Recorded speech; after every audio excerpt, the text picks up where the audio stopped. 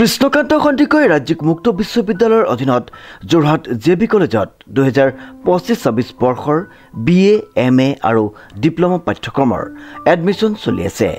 এডমিশ্যনৰ last date 31 July 2025। নামভৰ্তিৰ বাবে যোগাযোগৰ নম্বৰটো হৈছে 9954692884 অথবা 9706357140 জে.বি. কলেজ যোৰহাট। পণ্ডিত প্ৰবৰ কৃষ্ণকান্ত সন্দিকৈৰ 128 সংখ্যক জন্মদিবস পালন। উল্লেখযোগ্য যে যোৰহাট জগন্নাথ বৰুৱা মহাবিদ্যালয়ত পণ্ডিত প্ৰবৰ কৃষ্ণকান্ত সন্দিকৈৰ 128 সংখ্যক জন্মদিবস পালন কৰা হয় এক গাম্ভীৰ্যপূৰ্ণ আৰু বিদ্যাভৰালী পৰিৱেশত। পণ্ডিত প্ৰবৰ কৃষ্ণকান্ত সন্দিকৈ জন্ম দিৱসৰ লগত সংগতি আছে যোৰহাটৰ জগন্নাথ বৰুৱা মহাবিদ্যালয়ৰ কেইজনমান ছাত্ৰ ছাত্ৰীয়ে কথা কৰ্ম নামৰ অনুষ্ঠানটাৰ জৰিয়তে আজি গ্ৰীষ্মকালীনভাৱে আমাৰ তৰ্ক আৰু কবিতা কৰ্মশালা পাতিছে। কিন্তু মই এই কথা কৰ্ম নামৰ অৰ্গেনাইজেশ্যনটো কেইবাটাও অনুষ্ঠান আগতে যোৰহাটত হৈ গৈছে, প্ৰচাৰ কিন্তু হোৱা নাই। কিন্তু তেওঁলোকে আজি যি সময়ত আমাৰ ঠাণ্ডা পৰে সেই সময়ত তেওঁলোকে ৰাস্তাত বহি থকা শুই থকা আমাৰ এই দুখীয়া মানুহখিনিক তেওঁলোকে কাপোৰ বিতৰণ কৰে, বানপানীত গৈ পেলাই তেওঁলোকে খাদ্য বিতৰণ কৰে। ইমান সৰুতেই জগন্নাথ বৰুৱা মহাবিদ্যালয় পঢ়ি থকা অৱস্থাতে তেওঁলোকে যে এটা চিন্তাৰে সমাজ সেৱাৰ যি মনোভাৱ লৈ কাম আগবঢ়াইছে এই কথাখিনি জনাৰ কাৰণে তেখেতসকলক আচলতে উৎসাহিত কৰিবৰ কাৰণে মই মোৰ ভাতৃ আমাৰ সত্যম গন্ধিয়া আৰু আজিও খুব ভাল লাগিলে যে জগন্নাথ বৰুৱা মহাবিদ্যালয় আজিকালি বিশ্ববিদ্যালয় বুলি ক'ব লাগিব। বিদ্যালয়ৰ কেন্দ্ৰীয় গ্ৰন্থাগাৰ আৰু যোৰহাট জিলা গ্ৰন্থাগাৰিক সন্থাৰ সহযোগত কথা কম 2025-ৰ উদ্যোগত জগন্নাথ বৰুৱা বিশ্ববিদ্যালয়ৰ বাণিজ্য বিভাগৰ চৌহদত অনুষ্ঠিত হোৱা 3দিনীয়া গ্ৰীষ্মকালীন কৰ্মশালাখনিৰ দ্বিতীয় দিনটোত অনুষ্ঠিত হয় এই বিশেষ অনুষ্ঠান। এই কৰ্মশালাত ছাত্ৰ ছাত্ৰীসকলক বিনামূলীয়াকৈ তৰ্ক আৰু কবিতা আবৃত্তিৰ প্ৰশিক্ষণ দিয়া হৈছে, যাৰ জৰিয়তে তেওঁলোকৰ ভাষা দক্ষতা আৰু আত্মবিশ্বাসৰ বিকাশ ঘটাবলৈ চেষ্টা কৰা হৈছে।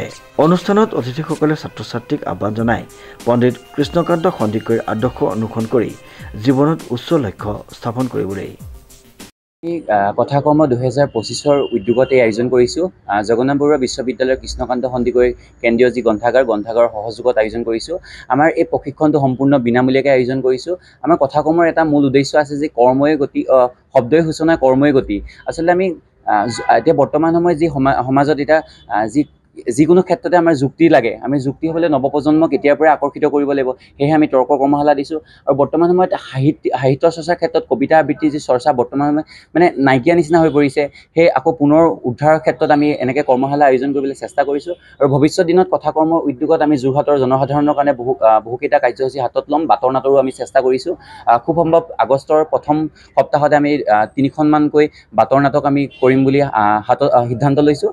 এনেদৰে আমি আগবাঢ়ি যাম বুলি আশা ৰাখিছোঁ। উক্ত বিশেষ দিনটোত বিশেষ অতিথি হিচাপে উপস্থিত থাকে অসম গণ পৰিষদ যোৰহাট জিলাৰ সভাপতি সৌৰপ্ৰাণ বৰা, সমাজকৰ্মী সত্যম গন্ধিয়া আৰু যুৱনেতা কিষাণু বৰুৱা। এইসকল অতিথিয়ে পণ্ডিত কৃষ্ণকান্ত সন্দিকৈৰ জীৱনৰ বিভিন্ন দিশ উদ্ঘাটন কৰি ছাত্ৰ ছাত্ৰীক অনুপ্ৰেৰণা যোগায়। এটা খুব যুগান্তকাৰী চিন্তা আজি দেশৰ উঠি অহা প্ৰজন্মটো কেনেদৰে এই সময়ছোৱাত আমি গৰমৰ বন্ধ বুলি ক'লে আগতে আমি জানো যে অনুভৱ কৰোঁ কেনেকুৱা এটা পৰিৱেশৰ মাজত আমি আগবাঢ়িছিলোঁ। কিন্তু বৰ্তমান সময়ত যান্ত্ৰিকতাৰ যুগত কেৱল মোবাইলৰ মাজতে সকলো মানুহ সীমাবদ্ধ থকা দেখিলোঁ। সমান্তৰালভাৱে যোৰহাটত আমি কেনেধৰণৰ এটা পৰিৱেশ, এটা অস্থিৰ পৰিৱেশে বিৰাজমান হৈছে সেয়াও আমি দেখিছোঁ। কাৰণ আমি যোৰহাটত বৰ্তমান যুৱ প্ৰজন্মসকল ড্ৰাগছৰ প্ৰতি আসক্ত হৈছে, নিচা দ্ৰব্যৰ প্ৰতি আসক্ত হৈছে। কিন্তু তেনেকুৱা এটা সময়তে এচাম যুৱ প্ৰজন্মই, যুৱ বন্ধুৱে, যুৱ সতীৰ্থসকলে যেনেধৰণে সমাজৰ সৰ্বাংগীন বৌদ্ধিক সামাজিক ক্ষেত্ৰত উত্তৰণৰ স্বাৰ্থত, উত্তৰ প্ৰজন্মৰ ভৱিষ্যত সুৰক্ষিত কৰাৰ স্বাৰ্থত এনেধৰণৰ কৰ্মশালা আয়োজন কৰিছে, এয়া অতিকৈ যুগান্তকাৰী পদক্ষেপ বুলি ক'ব লাগিব।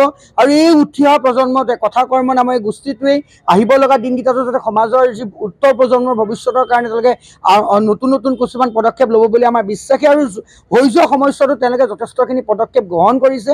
আমি জানো যে যান্ত্ৰিকতাৰ যুগত মোবাইলৰ প্ৰয়োজন আছে, কিন্তু আজি দেশত যুৱ প্ৰজন্ম কেৱল মোবাইলৰ মাজতে সীমাবদ্ধ। যদি যদি আমি কওঁ চিত্ৰকলা মোবাইলতে কৰিবলৈ যায় ল'ৰা ছোৱালী আজি জেগাত খেলৰ যদি আমি দেখুৱা আগতে য'ত ফিল্ডত ফুটবল ক্ৰিকেট হৈছিলে সেই ফুটবল ক্ৰিকেট আজি জেগাত মোবাইলতে খেলিবলৈ যায় এই পৰিৱেশৰ মাজত আজি জেগাত যেনেদৰে তেওঁলোকে উত্তৰ প্ৰজন্মক উলিয়াই আনিছে কৰ্মশালাত তেওঁলোকৰ অংশগ্ৰহণকাৰী যেনেধৰণৰ সংখ্যা বৃদ্ধি পাইছে এক যুগান্তকাৰী পদক্ষেপ বুলি মই অনুভৱ কৰোঁ বিশেষকৈ জগন্নাথ বৰুৱা মহাবিদ্যালয়ৰ ছাত্ৰ সমাজে আহিব লগা দিনকেইটাতো সমাজৰ বাবে এনেধৰণৰ কাম কৰি যাব বুলি মই বিশ্বাস আৰু আস্থা পোষণ কৰি তেওঁলোকলৈ অভিনন্দন মই জ্ঞাপন কৰিলোঁ।